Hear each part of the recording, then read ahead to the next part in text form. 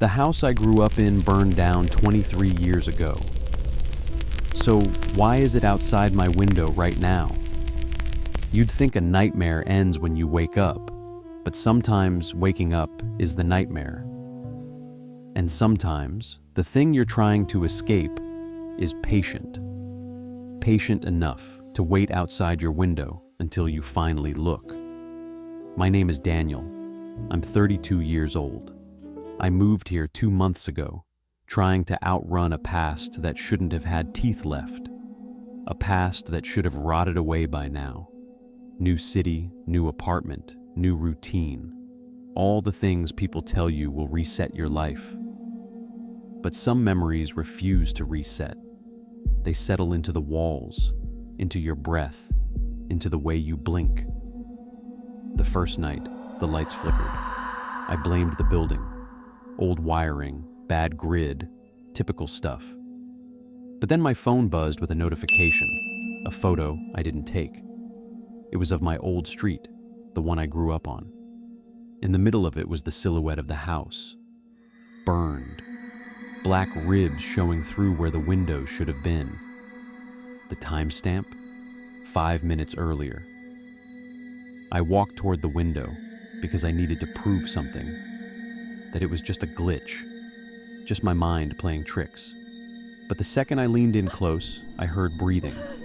Not mine. Not human, exactly. Just breathing.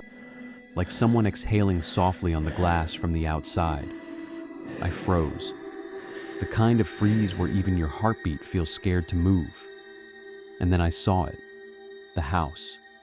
Standing across the street. Charred, skeletal, impossible. The same house that burned down when I was 9. The same house nobody survived. The same house I shouldn't be able to see. I didn't sleep that night.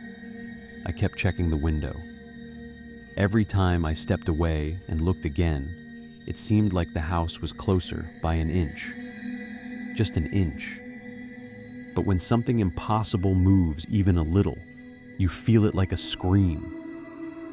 When the sun finally rose, I opened my apartment door and found something pressed into the ash on the doormat. A footprint, small, bare, burned around the edges. That's when I realized this wasn't a nightmare. It was a memory trying to be real again. Over the next few days, the dreams started. Dreams so vivid, they stuck to me like soot. I'd walk through hallways that bent into themselves, wallpaper peeling like wet skin. I'd hear a child laughing, not joyfully, but softly, like they were laughing because I didn't know something I should have known a long time ago. And always, there was someone sitting by a window inside that house, watching me. Every morning after those dreams, I woke up with something new out of place. Ash under my nails, a bruise I couldn't explain, my journal open to pages I didn't write. Once, I found a drawing on my kitchen table, a child's drawing, crude lines, a house on fire, and a little stick figure outside it.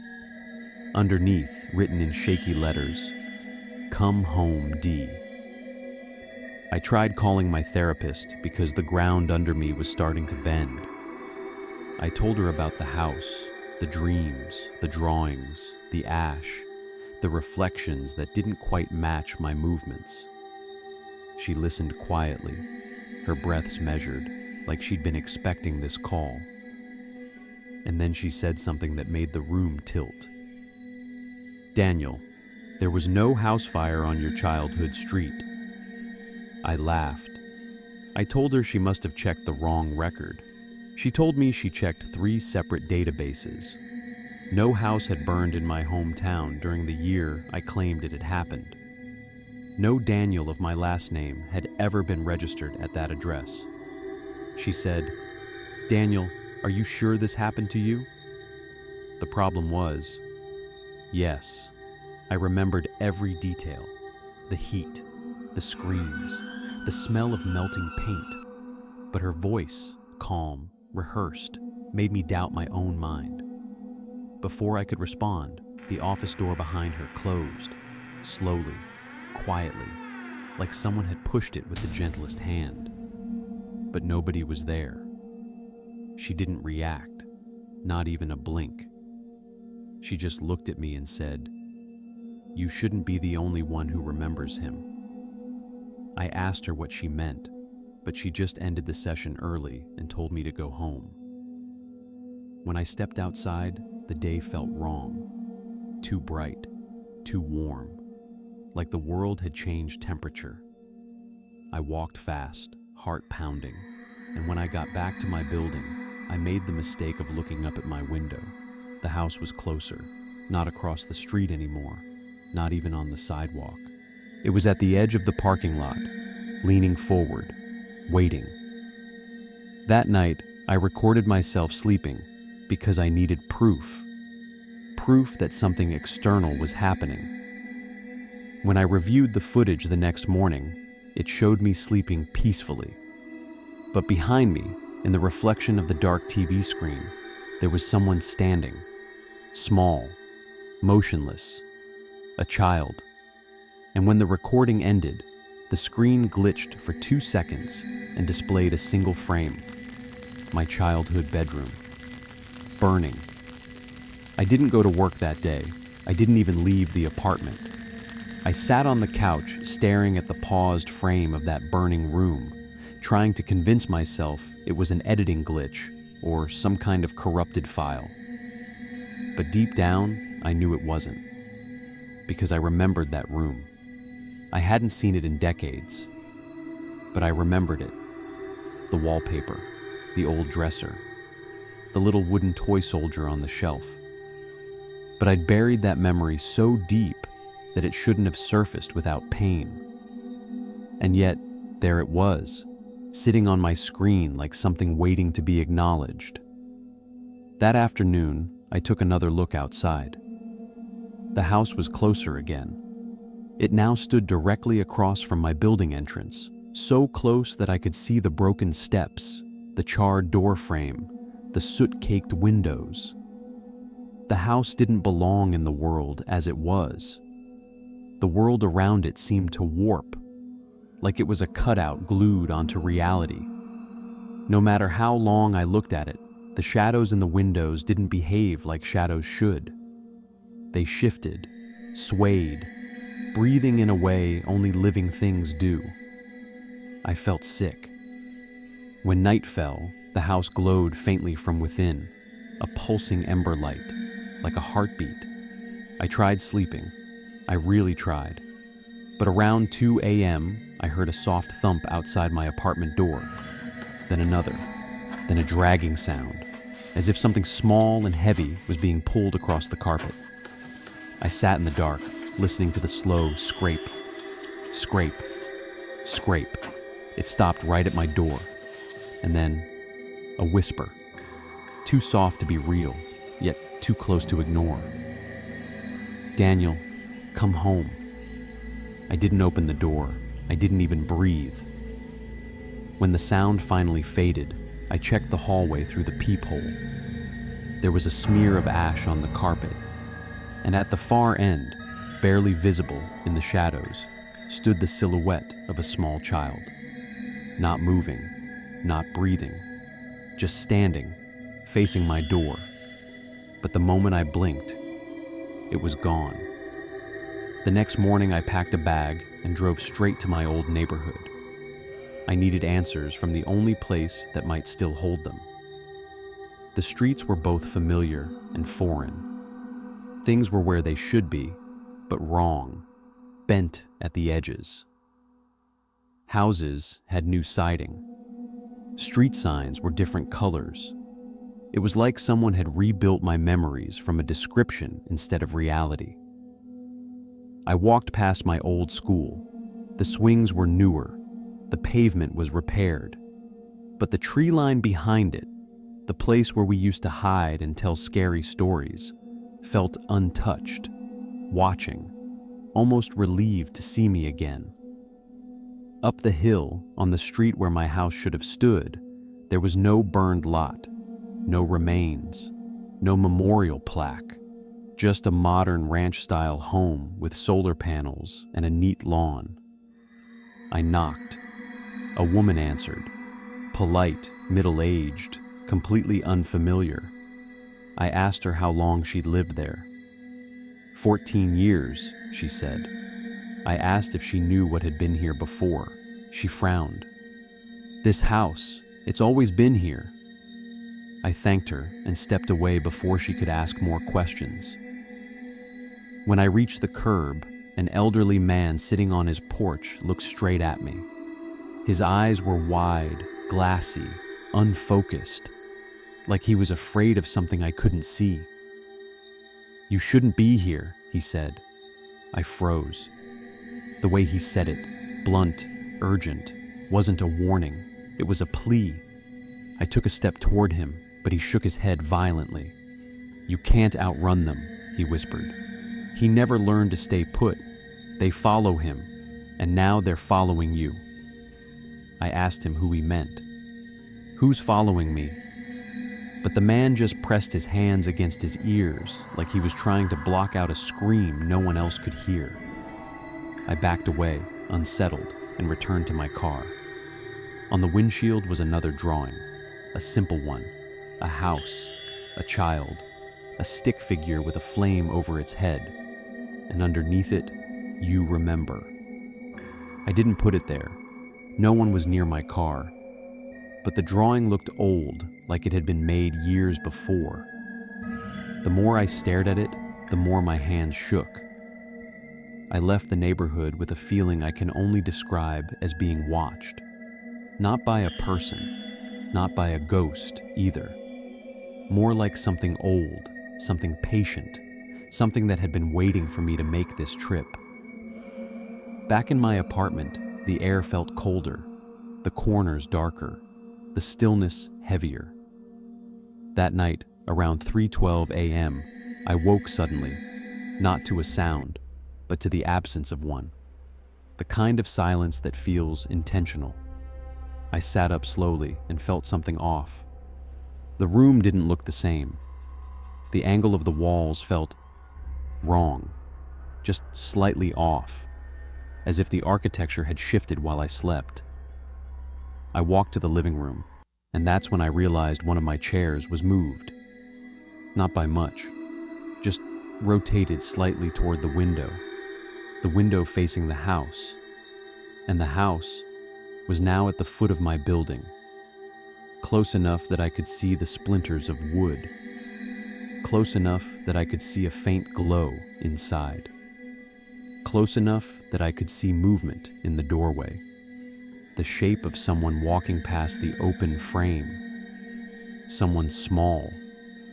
I whispered to myself that it wasn't real, that I was stressed or hallucinating. But then something happened that I couldn't explain away. My reflection in the window blinked. A half second later than I did. A cold rush of dread flooded through me. I stepped back, heart pounding so hard I could hear it in my teeth. The reflection stared at me, motionless, for just a hair too long, like it was trying to remember how to mimic being alive. And then, for the first time in my life, I heard my own voice behind me. You can't leave again. I spun around. No one was there. But when I turned back to the window, my reflection was still facing the other direction. I didn't sleep for the rest of the night.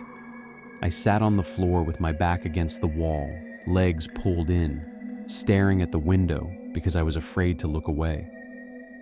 I didn't trust what my reflection would do if I blinked too long. At some point, the sky began to lighten, but the house stayed where it was, unnaturally still, unnaturally patient. The air in the room felt thick, like something was breathing just out of sight. I kept telling myself, this isn't real. This can't be real. Memory can't build a house. But deep down, something in me knew. I wasn't dealing with memory. I was dealing with something my memory was trying to protect me from. By morning, I forced myself to stand, forced myself to shower, forced myself to pretend that I still lived in a normal world. But when I stepped out of the bathroom, dripping water onto the tile, something froze me in place. On the floor, beside the sink, were tiny footprints, small, charred around the edges, the same size as a child's. They led from the bathroom doorway, straight to the shower, and stopped right where my feet had been moments earlier. I felt dizzy, cold, like the air itself had turned against me. I stepped around the prints carefully, trying not to disturb them. And that's when my phone buzzed on the counter. A message, unknown number. It contained only one image, a photo of me, sleeping in my bed that night. But here's the thing, the room in the picture wasn't my apartment bedroom. It was the burned bedroom from my childhood, the one I hadn't seen since the fire, the one I barely remembered. I dropped the phone. For a moment, I couldn't breathe. I couldn't think. I felt the walls closing in, leaning toward me, listening. I rushed to the front door just to get out, to breathe air that didn't feel secondhand. The hallway was empty, but halfway down it, something caught my eye. A child's handprint, blackened, pressed onto the wall at knee height. I backed away, my pulse racing. When I stepped back into my apartment, the door shut behind me, softly, quietly, as if someone had guided it closed. I didn't want to be alone anymore. I called Dr. Ames again. She answered on the first ring. Her voice was calm, too calm, like she'd been bracing for this.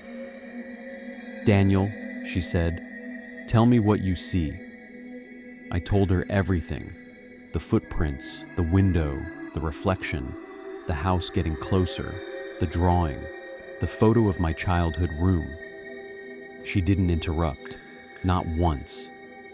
When I finished, there was a long silence. And then she said something that shook me deeper than anything before. "You're remembering too quickly." I asked her what that meant. She let out a shaky breath. "You have to slow down. The house is a trigger, not a place, not anymore."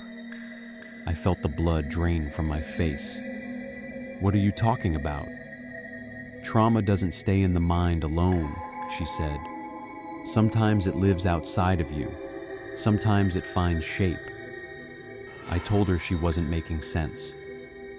Then her voice changed, lowered, serious, like she was trying to tell me something without saying it directly. "Whatever you do, Daniel, don't follow it. You're not ready to see the inside." And then the call ended. Just like that. No goodbye, no explanation, just a click. I stood there, staring at the phone in my hand, feeling more alone than I ever had. And then, as if the world was mocking me, I heard a creak behind me. I turned. The chair I'd seen earlier, the one facing the window, was now facing me, directly. I stepped back instinctively, bumping the wall. The room suddenly felt smaller, as if the walls were bending inward, whispering in a language made of breath. I didn't know what else to do, so I opened my laptop and tried to distract myself. But the moment the camera activated, my stomach dropped. The preview window didn't show my apartment. It showed a hallway from my childhood home, a burned hallway, walls collapsing inward, smoke curling around the ceiling. I shut the laptop instantly, but the image stayed burned behind my eyes. That's when I heard movement above me. My apartment is on the top floor. There's no one above me. And yet, I heard footsteps, slow, dragging footsteps, crossing from one end of my ceiling to the other. I stood frozen, listening as they moved to the corner of the room, directly above me. And then they stopped. The ceiling creaked.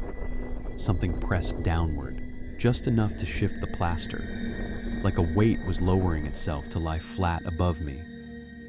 I whispered to myself, "This is not real." But the ceiling whispered back. A soft exhale, a child's breath. I grabbed my keys and ran.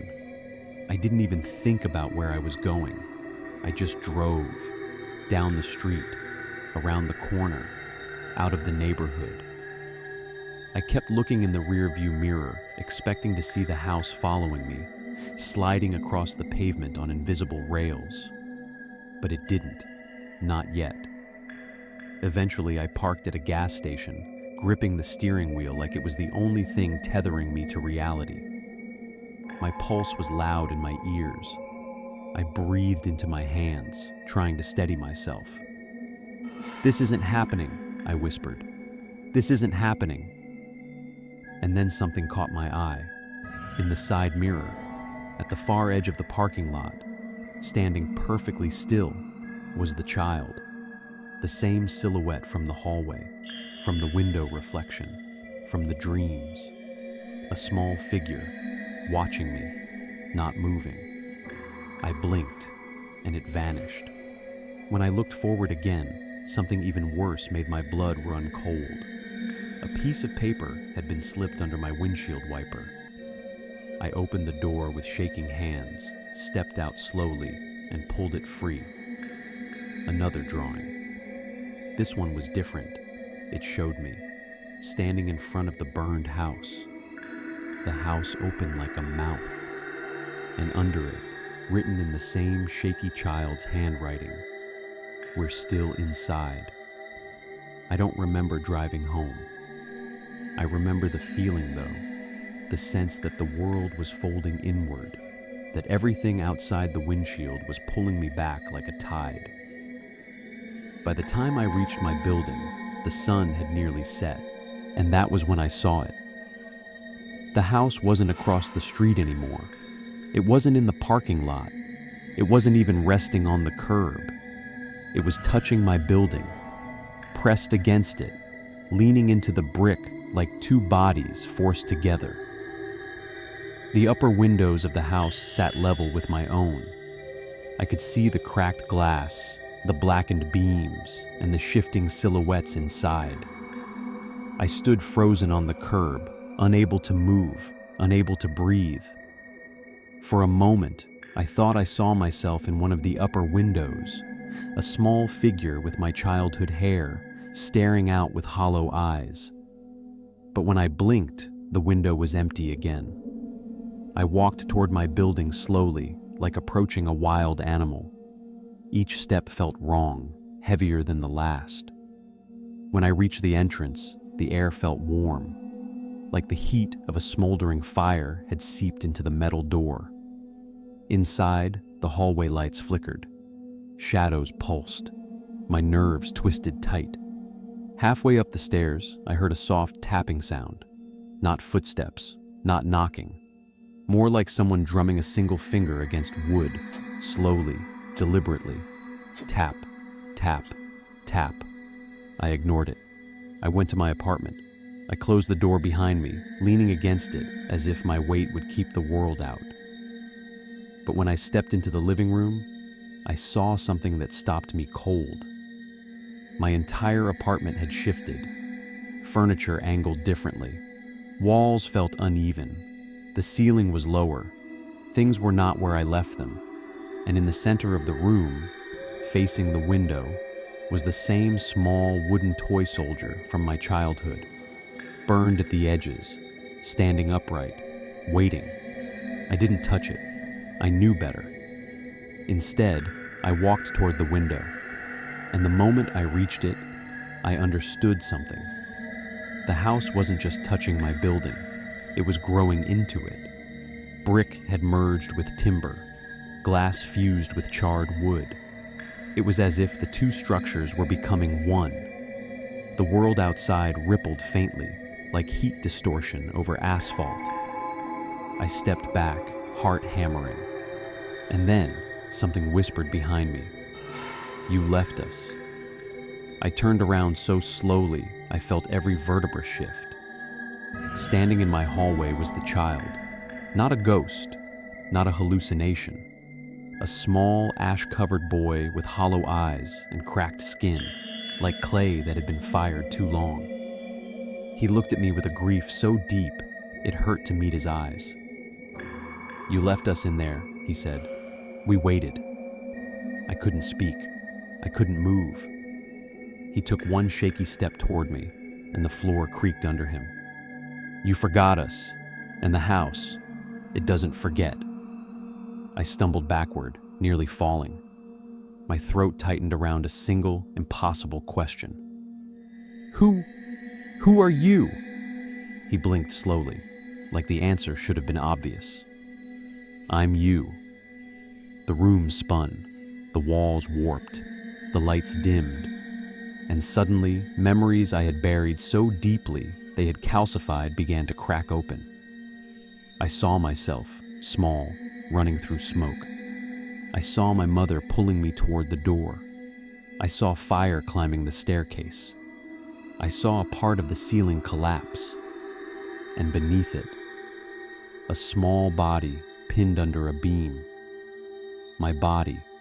The child, me, looked at me with a sadness that felt older than anything I'd ever known. "You didn't make it out. Not really. You made a life from shadows. The house tried to keep you, but you wanted to forget. So it followed you piece by piece until you remembered." The world tilted. My lungs burned though there was no smoke. The room stretched like elastic. I grabbed the wall to stay upright.